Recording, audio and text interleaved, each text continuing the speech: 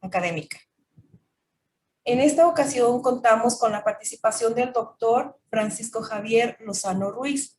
Él es médico radiooncólogo formado en el Instituto Nacional de Cancerología, actualmente adscrito al Hospital Médica Sur desde septiembre del 2018. Él tiene un turno vespertino.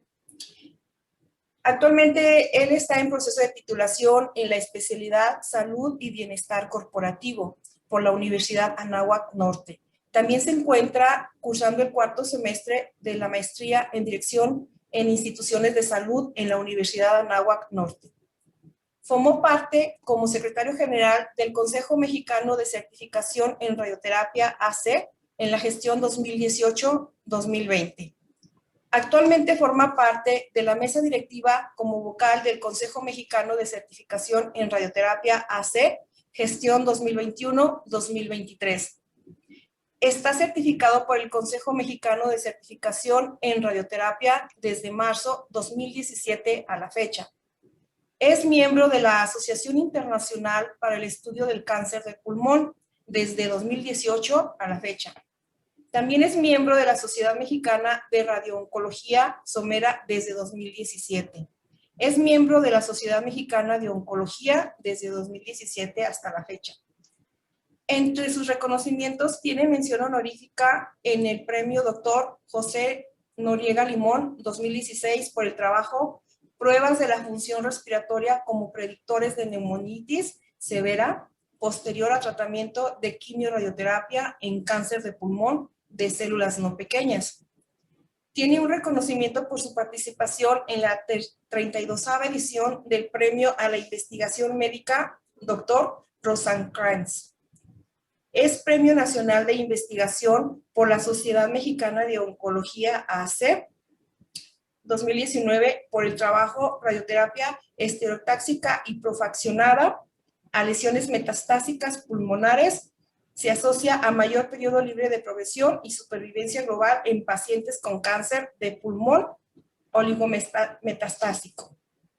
Y tiene el Premio Nacional de Investigación por la Sociedad Mexicana de Oncología 2020 por el trabajo diagnóstico situacional de la radioterapia en México, que es con el tema que él nos va a compartir hoy. Entonces, le cedemos el audio a nuestro ponente, el doctor Francisco Javier Lozano Ruiz. Hola, muchas gracias por la introducción. No sé si ahí todos pueden ya ver la presentación. Sí, ¿verdad? Sí, se ve perfecto.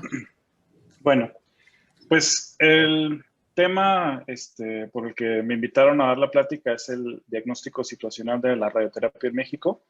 Este es un trabajo de investigación que realizamos durante la gestión pasada del Consejo Mexicano y que actualmente seguimos trabajando para seguir ampliando la información que tenemos al respecto.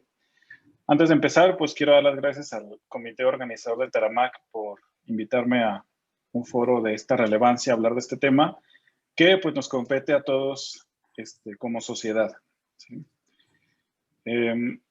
Este va a ser el temario de la clase. Vamos a ver un poquito, yo sé que este tema lo dominan bastante, pero como es un foro abierto, vamos a hablar un poquito del rol de la radioterapia y el manejo del cáncer. Luego vamos a hablar un poquito propiamente sobre la investigación que realizamos para llegar al diagnóstico situacional de la radioterapia en México. Una vez hablado de esto, vamos a hablar de los resultados del estudio, vamos a hablar sobre la formación de recursos humanos en el país, vamos a hablar sobre cómo nos encontramos en la teleterapia, cómo nos encontramos en la braquiterapia y cuáles son las implicaciones que esto tiene actualmente en México y las conclusiones y propuestas que tenemos que impulsar entre todos. La radioterapia en el contexto del tratamiento del cáncer, esto la mayoría de la gente que está aquí viendo la sesión lo domina muy bien. Todos sabemos que la radioterapia es un abordaje terapéutico para el cáncer de tipo local o locorregional. Es el estándar de tratamiento para muchísimas enfermedades oncológicas, predominantemente cabeza y cuello, ginecológicas, entre otras. Y tiene además un rol en la paliación del dolor y de otros síntomas oncológicos como el sangrado, la compresión, la obstrucción, que lo vuelven un tratamiento básico, imprescindible para el tratamiento del cáncer.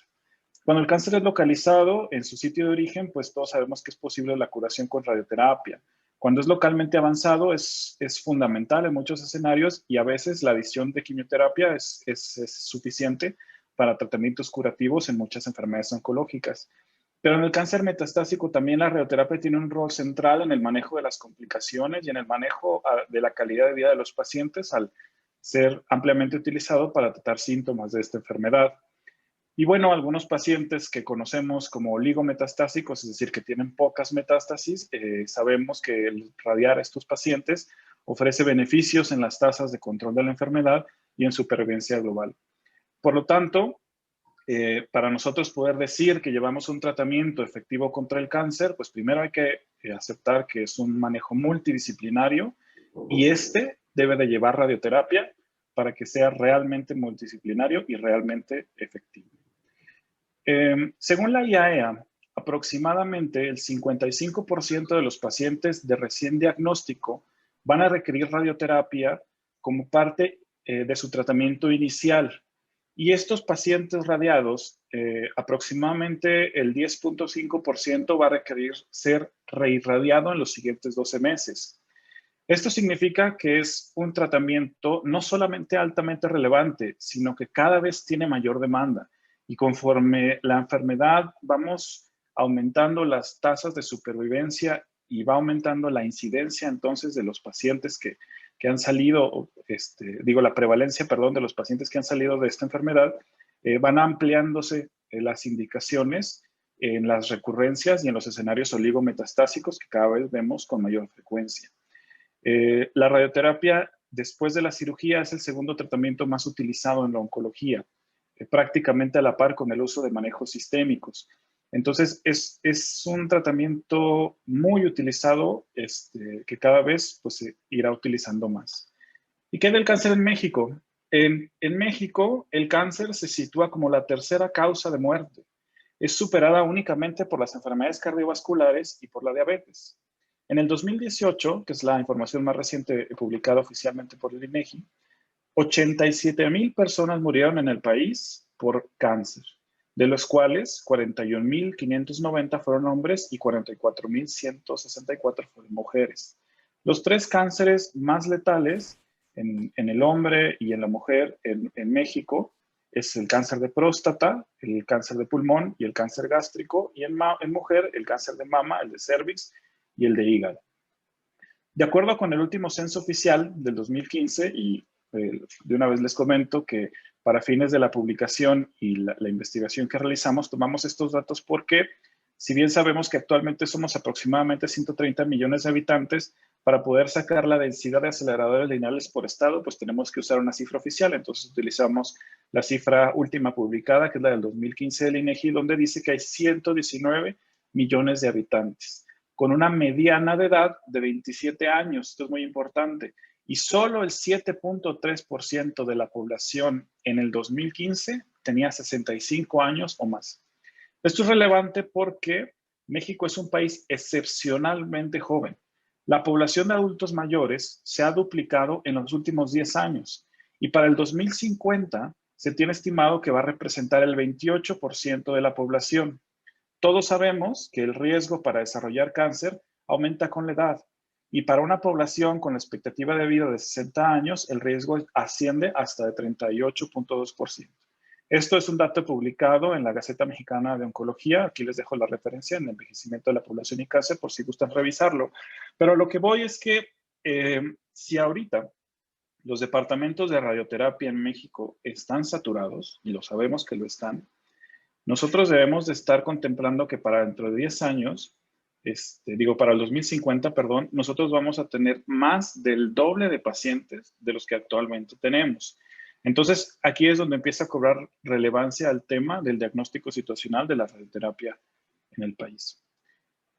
¿Cuál es el planteamiento del problema? Pues que a pesar de la importancia de la radioterapia, su disponibilidad actualmente se encuentra muy limitada y conforme siga avanzando el tiempo se va a requerir cada vez más y la disponibilidad entonces va a ir disminuyendo.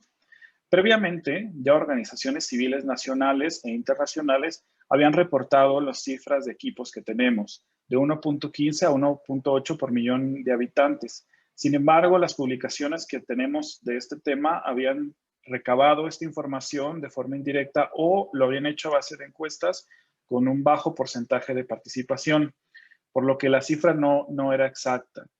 El cáncer, como sabemos, va aumentando cada año en su incidencia y en su prevalencia. Esto porque la pirámide poblacional pues, va aumentando en edad y al ser una enfermedad asociada fuertemente con la edad, pues va a ir aumentando en su incidencia. Al cada vez haber más tasas de curación de enfermedades que antes no se lograban curar o algunas que no se curan, pero hemos ido extendiendo la supervivencia de estos pacientes, pues por lo tanto se van sumando y va aumentando la prevalencia de la misma. Los recursos actualmente son insuficientes y el panorama a mediano y a largo plazo predice que existirán mayores dificultades, por lo que se requiere un diagnóstico situacional de la radioterapia en México.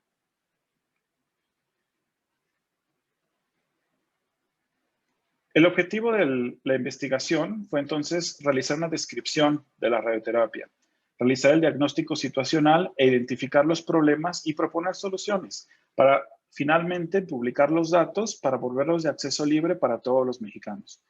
Elaboramos estos formatos que fuimos realizando llamadas telefónicas a diferentes centros hospitalarios donde se encuentran tratamientos con radiaciones, en los eventos que se fueron suscitando a lo largo del 2018 y del 2019, llámese el Congreso de Somera o algunos otros eventos académicos un poquito más pequeños.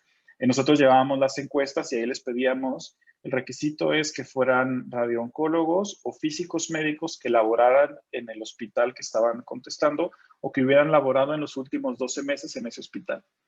Quiero aquí aprovechar para dar un mensaje de agradecimiento a todos aquellos radiooncólogos y físicos médicos que se pusieron la camiseta, porque muchos nos ayudaron con muchísimos censos. Hubo físicos que, no sé, yo en la mañana trabajo aquí, pero en la tarde acá, radiooncólogos que en el público trabajaban aquí y en el privado trabajaban acá, y había mucha gente que nos contestaba 2, incluso llegó a haber gente que nos contestó hasta 3 censos. Y nos apoyaron, hubo mucha gente que apoyó mucho, muchas gracias, ustedes saben quiénes son, a contactar principalmente a centros hospitalarios donde no era fácil conseguir los datos de los lugares. Y gracias. Y bueno, los resultados que encontramos es que se identificaron 103 centros de radioterapia en el país. De estos 103 centros de radioterapia en el país, 95.1 participaron en la encuesta. Hubo prácticamente 5% de hospitales que decidieron reservarse su información. Ellos obviamente están en su derecho de hacerlo, no hay ningún problema. Entonces, esto se los comento para que sepan que los datos que vamos a hablar tienen un margen de error del 5%. Lo que identificamos es que el 54% de los hospitales que ofrecen radioterapia en México son 56 y son públicos.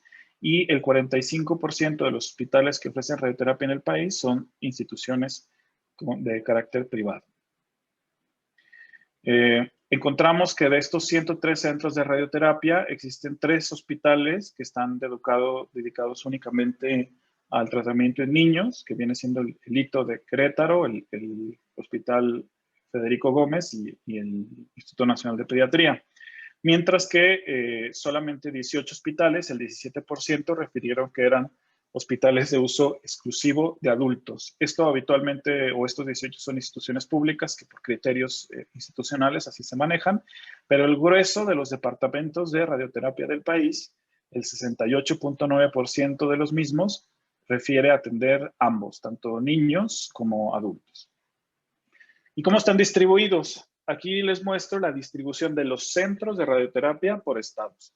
La media que nosotros encontramos es que la media nacional es de 2 centros de radioterapia por estado, pero esa es la media. Realmente el rango es muy variable, oscilaba desde 0 en Tlaxcala, donde nosotros identificamos el estado que más urgencia tiene porque se ha apoyado, hasta 20 en la Ciudad de México, que es la ciudad que concentra no solo obviamente el mayor número de centros de radioterapia, también concentra la mayor cantidad de aceleradores lineales. Pero esto implica que el 34.4% de los estados del país tiene solo un centro de radioterapia por estado. Aquí a la derecha les muestro cuántos centros por estado hay. Solamente Tlaxcala se encuentra en 0. El 62% de los, ¿cómo se llama?, centros se encuentran en un rango de 1 a 3, 31% de 4 a 8 y solo uno, la Ciudad de México, que tiene 20. En cuanto a la formación de recursos humanos, actualmente existen 14 centros que ofrecen un programa de residencia médica en radiooncología, de los cuales 12 se dedican a radiooncología y 2 tienen cursos de posgrados de alta especialidad. Este viene siendo el Instituto Nacional de Neurología y Neurocirugía, que ofrece esta subespecialidad en radiocirugía. Y, por supuesto, el Federico Gómez, que ofrece la especialidad o la subespecialidad de radiooncología pediátrica. Mientras que los demás pues, se dedican al entrenamiento de médicos radioncólogos. Y como les comento, pues ya actualmente son 12 sedes las que están involucradas en este tema. En cuanto a la formación de recursos humanos, hasta la fecha, el Consejo Mexicano de Certificación ha certificado a 404 radioncólogos. Próximamente se va a realizar el examen de certificación del 2021, donde nosotros esperamos estar certificando aproximadamente unos 70 radioncólogos adicionales, más o menos. Pero actualmente pues tenemos 114 mujeres radioncólogas y 290 hombres, lo que representa una relación de 2.5 radioncólogos hombres por cada mujer que se encuentra en esta especialidad. Aproximadamente, y aclaro que esto es un punto aproximado, existen 346 radioncólogos certificados y laboralmente activos, así que no están jubilados o que no han fallecido y permanecen como activos en la base de datos, por eso les digo que es un aproximado. Lo que significa que existe un radiooncólogo por cada 345,000 habitantes. Es una cifra sumamente baja que con los años pues tendremos que ir impulsando para ir mejorando.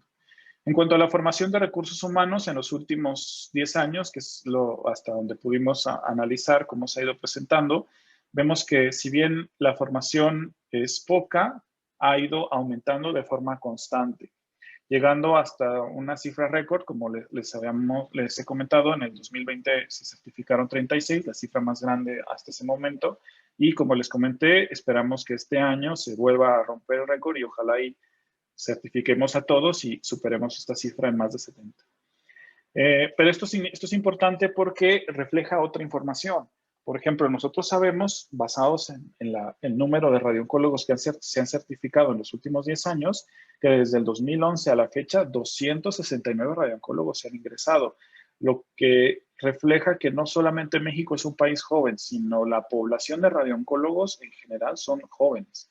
Se espera que aproximadamente 475 radioncólogos sean el global para el 2021 y que aproximadamente el 50 hasta el 60% se haya certificado y egresado en los últimos 10 años.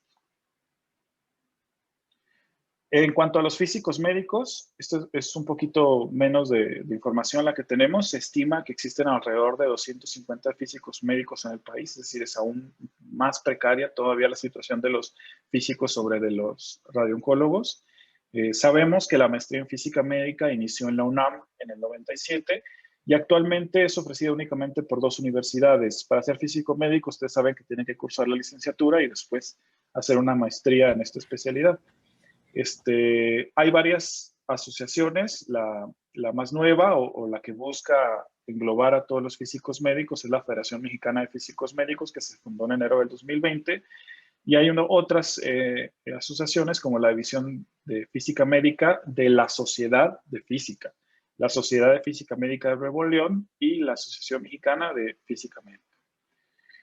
Y bueno, aprovecho el foro hay que hablar de Teramac. También invito y ojalá esta plática incentive a buscar cuántos técnicos radioterapeutas tiene el país, cuántos van a hacer falta para los próximos años y si existe algún registro dentro de Teramac. Eso sería importante si lo existiera estos datos, que nos los compartan, y si no, yo alentaría o buscaría que entre ustedes pues comenzaran por lo menos a dejar ruido esta plática entre ustedes, porque también es importante conocer esto para proyectar cuánto se van a necesitar, porque de que va a hacer falta, va a hacer falta. En cuanto a los equipos, tenemos identificadas 162 máquinas de radioterapia, de las cuales 141 son aceleradores lineales y 21 son equipos de radionúclidos, esencialmente bombas de cobalto. Aquí se están contemplando los equipos de Gamma Knife que se encuentran en la Ciudad de México y en Jalisco, ¿sí? Y bueno, comentarles que el rango oscila de 0 en Tlaxcala a 36 en la Ciudad de México. La media es aproximadamente de 3 máquinas por estado y la densidad calculada a la población del 2015 es de 1.32 máquinas por millón de habitantes. Ahorita más adelante en la plática les voy a decir qué significa, ¿no? que estemos así. La OSD, la Organización para el Desarrollo Económico, tiene un registro de los países que pertenecen a este grupo y lleva una estimación de cuántos equipos y máquinas aceleradoras lineales tiene cada país. Aquí se lo estoy representando en la gráfica esta. Vemos que Bélgica es el país que mejor se encuentra situado en el mundo. Tiene más de 18 aceleradores lineales por cada millón de habitantes. Pero otros países que nos pueden interesar o que la cercanía al nuestro es Estados Unidos, el cual está por encima de los 8 aceleradores por millón de habitantes.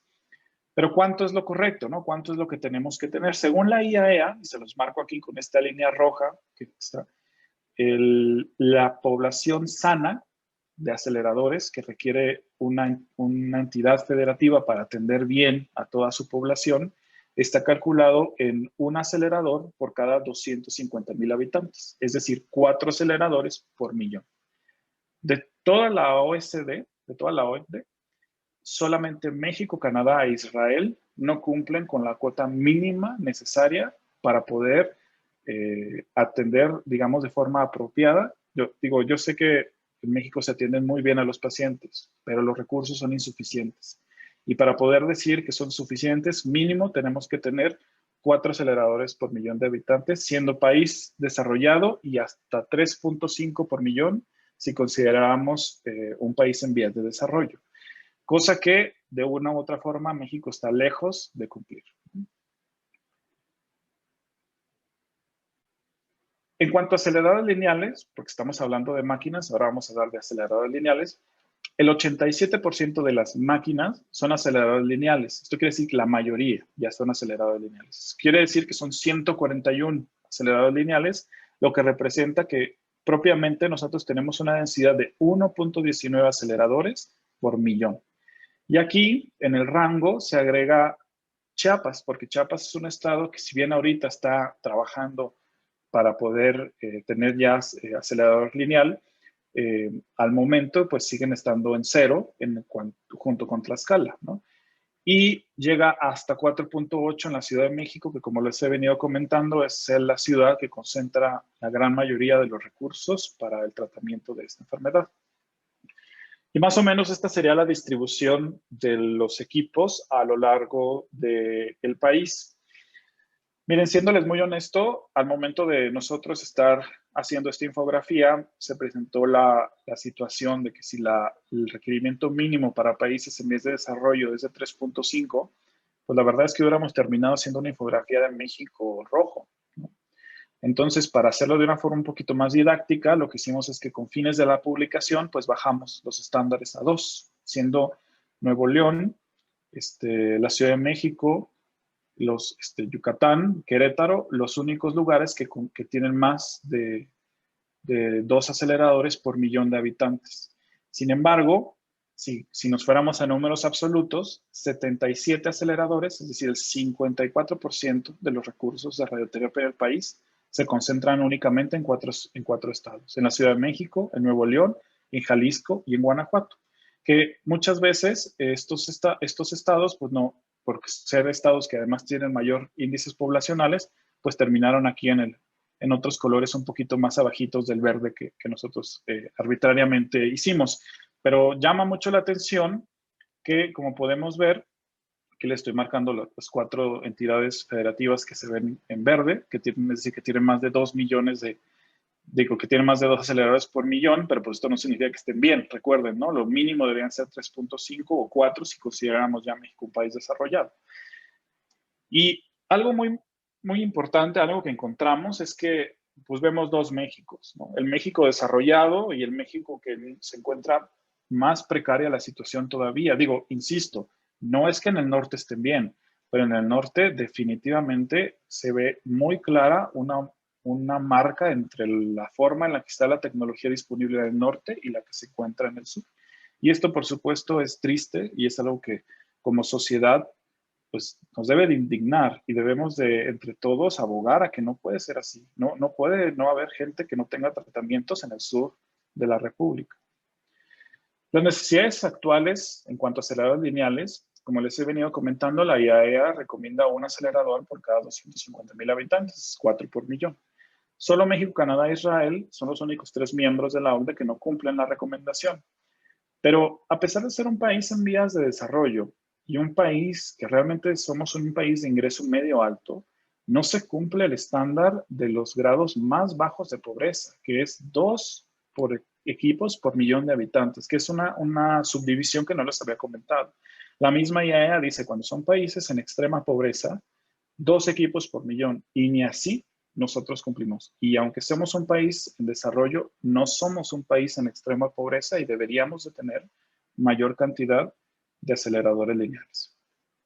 En cuanto a las técnicas avanzadas, que ese es otro tema también, esto no lo publicamos porque la tasa o la certeza de la información en esta parte en particular no es un poquito menos certera porque hubo muchos hospitales que se reservaron esa información o que muchas veces los que contestaban la encuesta no la sabían. Por decir algo, a veces ciertos radiooncólogos que nos contestaron ciertas encuestas nos dijeron que ellos no nos querían o no podían contestarnos sobre el área de física médica, ¿no? Entonces, pero nosotros tenemos este estimado donde dice que la radiocirugía además no está muy bien disponible ni la intensidad modulada en el país. Aquí los estados que ustedes ven en verde son los estados que tienen la disponibilidad del tratamiento en cuanto a radiocirugía. Es donde se encuentra. Y están aquí marcadas las ciudades con el número de máquinas que tienen. Los que están marcados en amarillo son los que nosotros tenemos identificados que o están actualmente trabajando para ponerlos, o que potencialmente podrían tenerlo con poca inversión. ¿Sí? Que es decir, que por ejemplo tiene un TrueBeam, pero aún no está condicionado para ser la parte de SBRT, como es el caso de Guerrero, por decir algo, ¿no? Pero bueno, son, les digo, lugares que sabemos que actualmente se está trabajando y ojalá y pronto puedan avanzar para volverse estados que están de color verde. Y los que están marcados en gris, pues son estados que simplemente no tienen esa tecnología ni están en vías de preparación. Por otro lado, del lado derecho les presento lo de intensidad modulada. Aquí es un poquito diferente. Aquí les estoy marcando en verde cuando es una tecnología accesible de forma pública y de forma privada. Los que les estoy marcando en amarillo, como es el caso de Chihuahua, son estados que sí existe la intensidad modulada, pero únicamente en las instituciones privadas, como es el caso de Chihuahua puntualmente, está disponible en el Hospital Ángeles de la capital, pero no está disponible a nivel público. Y los estados que les estoy marcando en rojo son los estados donde no existe ni público ni privado, que llega hasta en un 25% la inaccesibilidad a estos tratamientos. Y de nuevo, insisto, esta parte no está publicada porque tiene el margen de error que nosotros tenemos en esta aseveración que estoy haciendo es un poquito más amplia al resto de la información que se presentó en la publicación. Sobre las necesidades de técnicas avanzadas actuales, pues debemos de fomentar el desarrollo de estas técnicas. Por lo menos deberíamos de tener un equipo público con intensidad modulada, y más no se diga por estado. Y por lo menos deberíamos de tener un acelerador que pudiera hacer SBRT por estado. Debemos de crear un sistema eficiente de referencias en instituciones públicas y privadas porque aún si juntamos la capacidad de todos los hospitales públicos y de todos los hospitales privados, no alcanzamos como país el 50% de los requerimientos de radiooncología. Y todo paciente merece tener acceso a estas técnicas. Sobre braquiterapia, pues bueno, aquí ni se diga.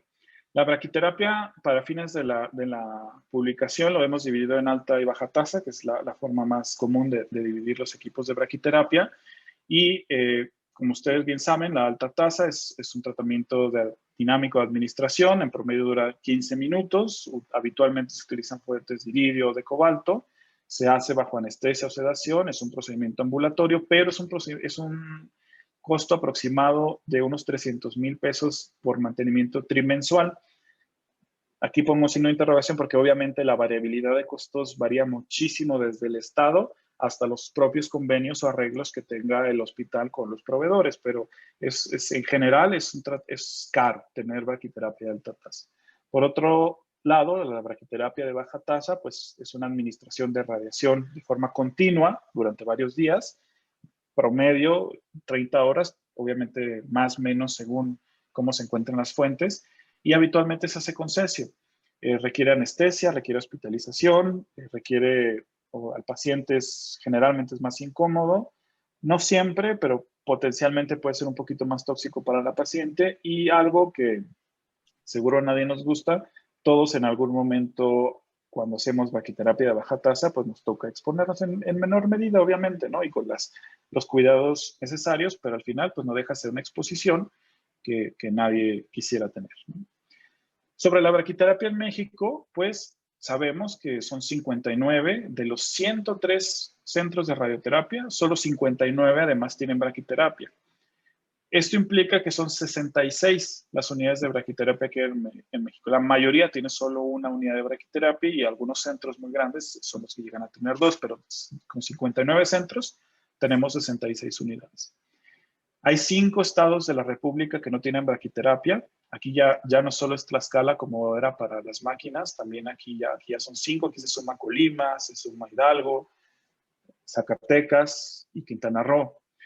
37 de los equipos, de los 66, es decir, el 56% son de alta tasa de dosis. Ya la mayoría, es decir, sin embargo, pues el porcentaje de equipos de baja tasa de dosis siguen siendo sustanciales.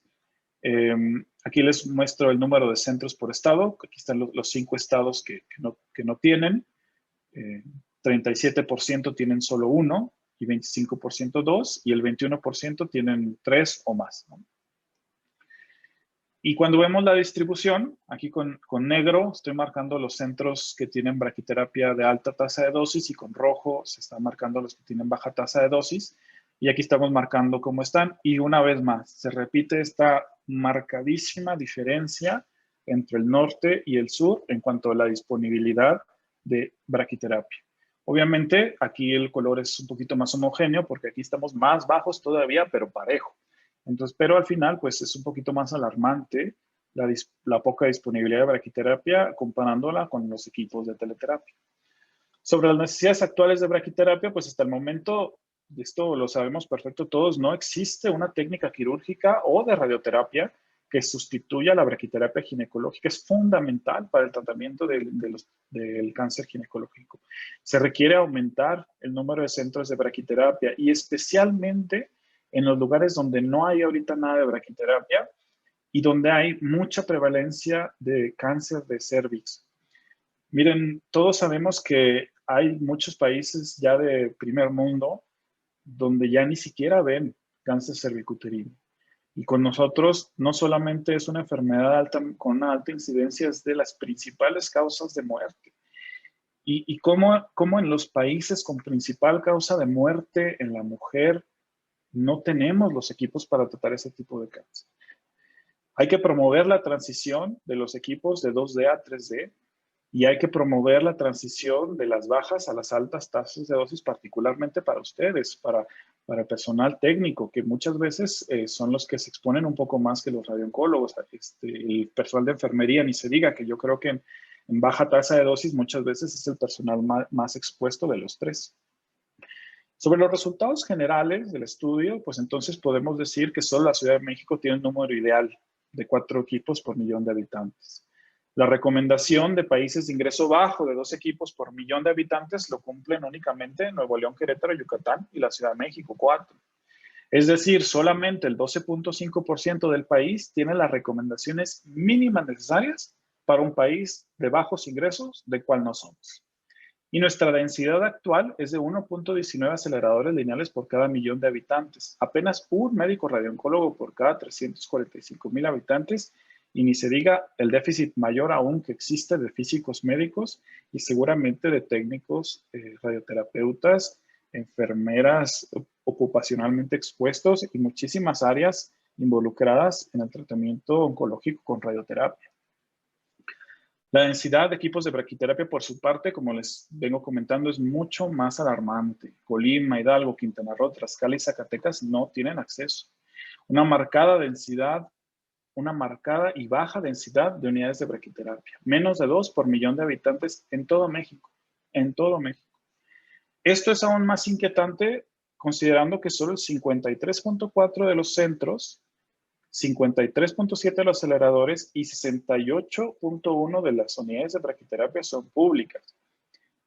Que siendo estricto, realmente entonces la inaccesibilidad a estos tratamientos es todavía más marcado de lo que nosotros estamos mostrando. Y hay que tomar en cuenta que nosotros por cuestiones de cálculo de estadística tuvimos que utilizar los índices de población de hace 5 años, que se estima que ahorita ya estamos por encima de los 130 millones de habitantes. Entonces todavía es un poco menor a lo que aquí se está mostrando. Y existe una relación entre la densidad y el desarrollo de la radiooncología con las diferencias socioeconómicas de nuestro país. Por supuesto, esto no es ninguna sorpresa. Pero ¿qué implicaciones tiene esto? ¿Qué significa? Pues significa que el tratamiento del carcinoma de cuello cervicuterino, que es yo creo el mejor ejemplo, porque utiliza radioterapia en todas sus modalidades, ejemplifica muy bien cómo la inaccesibilidad de la radioterapia en México tiene muchas implicaciones desfavorables. En México, el cáncer cervicuterino es la primera causa de muerte en la mujer. Y desde la etapa clínica 2B, que viene siendo el 70 al 80% de los pacientes, la radioterapia es el pilar central del tratamiento curativo o paliativo. Y muchas veces la radioterapia tiene indicaciones en casos puntuales más tempranos todavía que el 2B. Pero requiere ambas modalidades de tratamiento, requiere acelerador lineal, requiere braquiterapia para que sea un tratamiento eficaz. Por lo que la carencia en los estados del sur del país obliga a los pacientes con cáncer cervicuterino a 2 opciones. O no te tratas o te trasladas. ¿Y qué implicaciones tiene trasladarse? El desplazamiento del paciente de las zonas más marginadas del país trae consigo aumento de costos. ¿Por qué aumento de costos? Porque hay interrupción de la actividad laboral de las pacientes, hay retraso en la atención, no es fácil venirse desde Chiapas o de Oaxaca a la Ciudad de México a venirse. Ustedes saben que son tratamientos que entre la teleterapia, descanso, braquiterapia, manejo de toxicidad, pues se pueden aventar 2 meses, 3 meses en este tratamiento.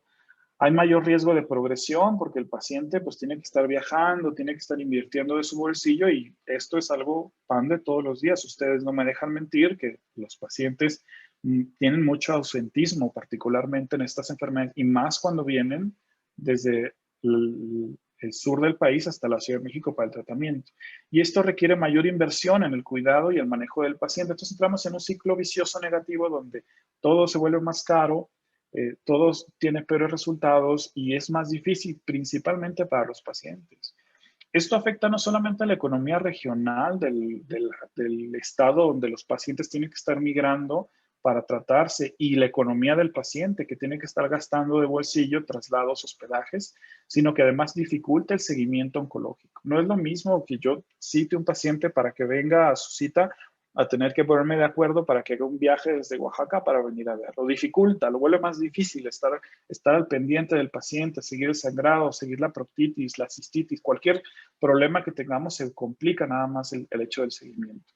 Perjudica el control de la enfermedad, se vuelve difícil la comunicación, imposibilita el registro epidemiológico apropiado. Y al imposibilitar el registro epidemiológico apropiado, la planeación de los gastos de salud entonces se vuelve más complicada todavía. Entonces nadie se beneficia de estos programas o de esta forma de tratar a los pacientes donde tienen que desplazarse cientos de kilómetros para poder recibir braquiterapia. Y miren, la disparidad de los resultados entre grupos socioeconómicos y demográficos en México no es ninguna sorpresa. Esto se sabe desde hace mucho tiempo. Está publicado y está bien documentado en la literatura médica. Aquí les pongo algunos encabezados nada más de algunos artículos que han estado saliendo desde hace muchos años, donde el cáncer cervicuterino se considera una enfermedad de pobreza. Y esto no debe ser. Y cuando nosotros vemos estas publicaciones y nosotros vemos que las tasas de mortalidad son diferentes, donde miren, el área metropolitana es considerablemente menos mortal el cáncer cervicuterino al sur, centro y norte de la República, pues algo tiene que ver, porque si vemos al mismo tiempo la disponibilidad de los aceleradores lineales, pues entonces hay cierta asociación. Nosotros, en aras de la plática, juntamos esta gráfica y miren cómo perfectamente donde se delimitan la zona entre el norte, centro y sur del país, que se los estoy marcando aquí en esta línea blanca, cambian las mortalidades. O sea, no es coincidencia. Obviamente, la mortalidad de cáncer cervicuterino es multifactorial. Y también tiene que ver la ausencia de vacunación, también tiene que ver la falta de diagnóstico temprano, tienen que ver muchos factores. Pero por supuesto que uno de los factores más importantes es que si yo tengo un cáncer que se trata con radioterapia y si en el estado no hay radioterapia, pues el reto para la curación va a ser mayor. Entonces, esto tiene implicaciones ahorita negativas para la supervivencia de nuestros pacientes. Estas son las conclusiones del estudio. Les dejo aquí la braquiterapia por millón de habitantes, los aceleradores por millón de habitantes. Vemos la ausencia de tratamientos. Y bueno, ¿cuáles son las propuestas o cuáles son las posibles soluciones? La verdad es que es muy difícil proponer algo, solucionar algo, pero lo que sí podemos decir es que esta información indica la necesidad de un cambio urgente de políticas públicas. La lucha efectiva contra el cáncer debe ir de la mano de un desarrollo inmediato de la radiooncología. Debemos de impulsar el desarrollo máximo de las unidades nuevas y de aquellas que aún inician programas de IMRT, de BIMA, de SBRT. Tenemos que impulsar el cambio de las bombas de cobalto aún en funcionamiento para que sean reemplazadas por aceleradores lineales, para poder ir avanzando en todo lo demás. Pero lo más importante es hablar del tema. En lo personal, quiero pues felicitar un poquito a ustedes por habernos invitado para esta plática, porque esto es lo que tenemos que hacer. Nosotros no somos políticos, nosotros no somos los que vamos a hacer esto, pero nosotros sí podemos hablar del tema, sí podemos hacer difusión, sí podemos hablar y compartir estos datos y que la gente lea el artículo y que poco a poco la sociedad se vaya enterando, porque la falta de acceso a tratamientos efectivos contra el cáncer es un problema social. Es un problema que nos compete a todos los mexicanos, no al radiooncólogo o al físico, es un problema de todos. Nadie está exento de esta enfermedad y nadie quiere estar trayendo a sus familiares de Chihuahua a la Ciudad de México porque en Chihuahua no tenemos esto o porque en Guerrero no hay esto o en Oaxaca. Eso no está bien. Y como sociedad tenemos que por lo menos hablar del tema, tenemos que difundir esta información. Les dejo finalmente, ya para terminar, el nombre del artículo que publicamos, donde encontrarán un extenso de toda esta información. Aquí está el código QR para los que quisieran ahorita descargarlo, y si por algún motivo el DOI o el QR no les ayuda, pues me pueden contactar. Aquí está mi correo electrónico, con toda confianza me pueden escribir y yo gustoso de compartirles el artículo. Si encontraron algún error en lo que les dije, por favor, esto es bienvenido también para seguir puliendo la base de datos. Y pues nada más cerrando con decirles que para una lucha efectiva contra el cáncer es imperativo el desarrollo sistemático y basado en evidencias de la radioterapia en el país en beneficio del paciente. Muchas gracias. Bueno, al contrario, muchas gracias a usted, doctor Lozano, por una plática tan interesante y que da pie a que surja la idea de tratar de seguir con lo mismo, ¿no?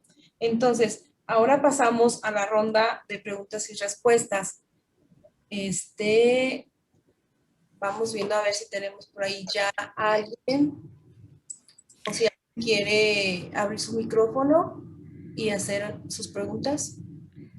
Doctor, con respecto a la respuesta de cuántos técnicos hay en el país, nosotros hicimos una breve investigación y en la comisión Nacional de Seguridad y Salvaguardias tienen registrado a la actualidad, hace 2 meses, 376 técnicos radioterapeutas y 16 dosimetristas, que ese es otro tema que no se ha tocado.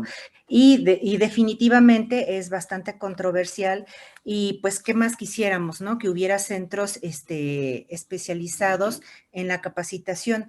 Sin embargo, nosotros discutiéndolo y platicándolo, creemos que este número de 376 técnicos es escaso, no nada más representativo, porque nosotros consideramos que hay más, obviamente, pero la Comisión Nacional de Seguridad y Salvaguardas registra tanto al personal, tiene otros registros como personal POE, porque en algunos otros centros están como técnicos radiólogos y o radioterapeutas.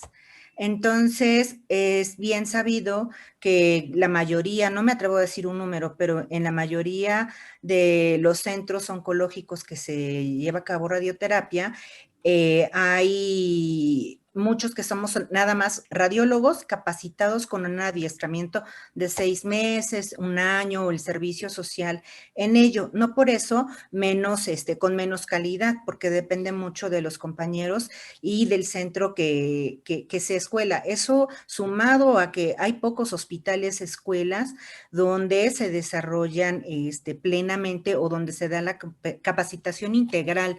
El único que tiene un formato como escolaridad es el Seguro Social, el cual es muy hermético y solo es para consumo del mismo Seguro Social, es decir, que son personal que tienen de otras ramas que hacen una candidatura hacia esta carrera, la estudian durante 3 años y el mismo Seguro Social es el que los autocapacita, ya sea en teoría y en práctica. En la Ciudad de México, el Seguro Social ha logrado que vayan a estancias a otros hospitales, como es el FUCAM, el Instituto Nacional de Nutrición, y ¿cuál otro más? El Naval. Entonces, sí creemos bien importante que faltan programas educativos para ello. Teramac, desde la gestión pasada con Jesús Linares, ha estado trabajando en ello para poder crear este tipo de foros, ¿no?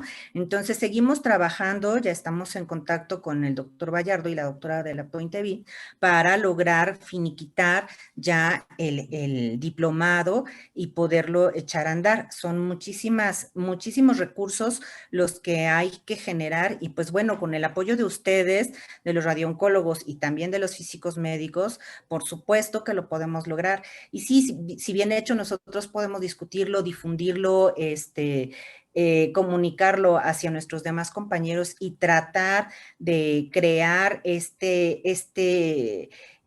iniciativa, esta inquietud por seguirse preparando, porque si bien es cierto, la tecnología de antes ahora nos ha rebasado y antes a cualquier personal creían que podían capacitarlo con limitantes, ahora ya no, ahora ya la tecnología requiere e implica que el conocimiento del técnico radioterapeuta sea mucho más amplio, mucho más específico y todavía más en la dosimetría, que eso es como que nuevo en nuestro país para los dosimetristas, que básicamente, ya lo han hablado los profesionales en otras sesiones, básicamente somos técnicos radiólogos que pasamos a radioterapeutas y que si existe la inquietud se pasa a dosimetría y es capacitado principalmente por el personal de física, ¿no? Pero sí es un tema bastante controversial, bastante amplio y todavía seguimos trabajando en ello, por supuesto. Si alguien quiere agregar algún comentario, duda, doctor, se lo agradezco. Ok, de parte de José Flores, necesitaríamos tener alrededor de 600 aceleradores en el país para poder atender de manera expedita al número de pacientes que se estima para el 2050. Así es, más o menos. Es un estimado parecido al que hemos hecho nosotros, que se requiere alrededor de 450, 500 aceleradores para cumplir la demanda que se va a presentar. Sin embargo, no solamente es aceleradores, como bien dice aquí en el chat, también se tiene que hacer hincapié en medicina preventiva, en medicina diagnóstica. Por supuesto, también no es lo mismo el cáncer que llega en etapas tempranas al que llega en etapas avanzadas. No requiere la misma cantidad de recursos.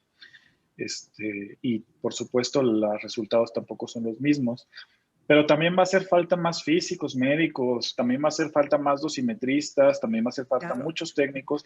No es lo mismo, como bien dijeron aquí, no es lo mismo la capacitación que requiere un técnico radioterapeuta que va a hacer un tratamiento de SBRT o de, ¿cómo se llama? O un BIMAT en una lesión chiquita, que tiene que tener una comprensión mayor de lo que es la visualización del CONBIM a un técnico, o con todo respeto, sin hacer menos a nadie, a un técnico que está trabajando con una bomba de cobalto, colocando campos clínicos para cráneo total, que se hace, que lo hemos hecho, yo también lo he hecho, ¿no? Se sigue haciendo y se seguirá haciendo mucho tiempo, pero el grado de entrenamiento óptico que requiere esta persona en uno u otro escenario es muy diferente y se tiene que entrenar porque los tratamientos, pues, en su mayoría de los casos los dan ustedes.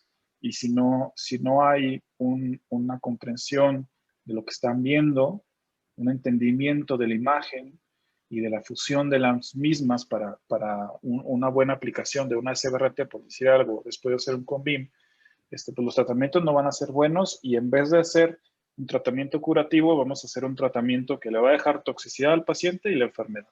Entonces, sí, definitivamente se tiene que impulsar también esta parte muchísimo. Perfecto. De parte de Lulú Gómez, excelente información estadística. Gracias. Gracias de parte de Jessy, excelente información. Muchas gracias, doctor Lozano. ¿Alguna otra pregunta? Me dice Alejandro Yepes, se requiere más apertura por parte de los servicios para el personal técnico en su capacitación. Sabemos que es una realidad, la responsabilidad no va a la par. Desde luego también la actitud por parte de nuestra para crecer. Muy buena información, gracias. Sí, completamente de acuerdo. Miren, yo he escuchado aquí, ustedes saben que yo aquí trabajo con Jesús, y en algún momento hemos platicado, o sea, yo he escuchado mucho esto de que quieren formar una escuela. Yo estoy seguro que apoyo por parte de radiooncólogos y físicos médicos no va a faltar. ¿Sí? Hay mucha gente muy capacitada y cada vez que se toma este tema en algunas de las sesiones, siempre todo el mundo dice que los va a apoyar. Y estoy seguro que así va a ser. Pero al final, pues el trabajo administrativo, la organización del curso y el impulso del mismo, pues tiene que venir de ustedes. El apoyo de los radiooncólogos para las clases, para las sesiones, lo van a tener. Créanme que en su momento Jesús me preguntó y toda la gente le dije que a todos que estamos ahí inscritos a lo que se haga falta. En la sesión pasada también se comentó lo mismo y también les dijeron que, y así, muchísima gente estoy seguro que les falta. Radiooncólogos, físicos, médicos que les apoyen en cursos, clases, no les van a faltar. ¿Sí? Pero sí requiere que ustedes hagan la otra parte, ¿no? El impulso y el generar su curso y su escuela para que después podamos avanzar en esa parte también. Perfecto. Laura Sellanes pide autorización.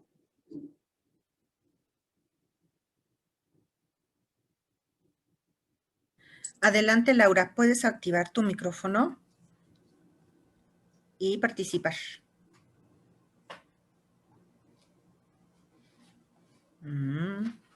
¿Ya? ¿Dónde está? No responde Laurita. No. Pero si quieres puedes seguir leyendo el siguiente comentario, Berito. De parte de Pati Martínez, gracias, doctor Lozano, buena información. Saludos del INCAN. Y Flores, habría que crear una escuela exclusiva para técnicos en radioterapia para poder unificar criterios sin importar el estado de procedencia ni la infraestructura con la que se cuenta en los diferentes hospitales. Es decir, técnicos que sean que sepan técnicas avanzadas y que a la vez conozcan mucho la clínica para que sean capaces de resolver los problemas que se van presentando día a día, técnicos que todos trabajen de la misma manera y no que solo sepan trabajar como les enseñaron en sus hospitales. Sí, de acuerdo. O sea, volvemos a lo mismo. Por supuesto, José Flores tiene toda la razón. Se tiene que impulsar una escuela de técnicos. Y más porque, como lo hemos venido diciendo, entre más avanza la tecnología, entre más avanzan los aceleradores y entre más sofisticado se vuelve el sistema, pues más capacitación requiere. Pero, como bien dicen, la clínica y el uso del 3D y del conformador no se debe de perder y se debe de seguir haciendo bien, porque la urgencia no va a dejar de existir. El síndrome medular, el sangrado, la obstrucción van a seguir sucediendo siempre. Y tampoco podemos irnos al extremo donde todo el mundo esté muy de la dosimetría y la simulación en 4D y todo cuando tenemos un sangrado activo grave, ¿no? Entonces, o sea, al final, como bien dicen, el técnico tiene que estar capacitado desde el 2D hasta el 4D bien, porque en algún momento y los servicios de radioterapia ocupados siguen usando las tres, o sea, se siguen usando las tres técnicas, por supuesto, y se seguirán usando